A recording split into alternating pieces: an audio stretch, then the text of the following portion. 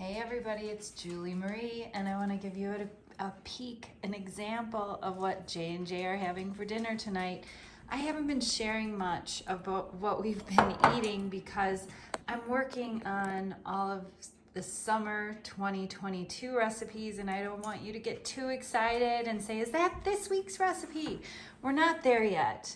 So you've seen this in a few videos. This is my skinny, big, fat Greek salad that Jerry and I'm done testing this. Jerry and I are just enjoying it night after night, but that's gonna be for when our cherry tomatoes, grape tomatoes, cucumbers are just jumping out of the garden and popular at all the farmers markets and fresh in your grocery store, summer fresh.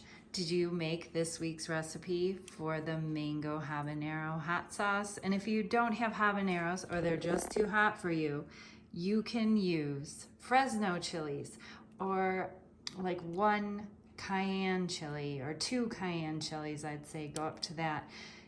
You don't want to use green because look at this gorgeous color. Oh my gosh.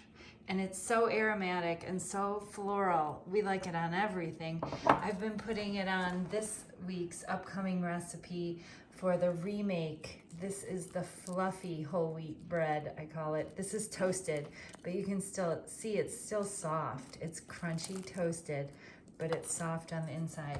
So I remade the bread maker recipe so that it would be really nice and soft and fluffy, less wheaty for a whole wheat bread. More like a white bread texture, or as close to it as we can get using whole grains. So this is a homemade hummus made with homemade chickpeas and ruby raw kraut, and I have a bunch of roasted hot peppers in there. You could use roasted sweet peppers. And then these are our super thin pita chips that we're going to use to scoop up our hummus with. Noodle crisp. Yes, Jerry's named them Noodle Crisp. And that's one I've been working on for you. And the reason I have this bread here is because this salad has the most amazing, oil-free of course, dressing. And I love to dip the bread into that delicious protective juice.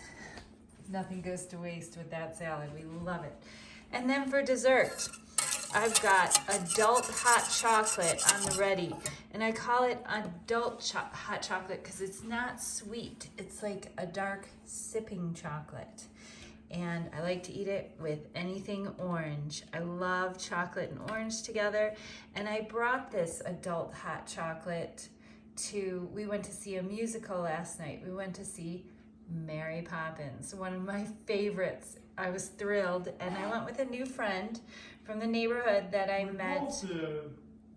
Oh yeah, Jerry, of course. We all went.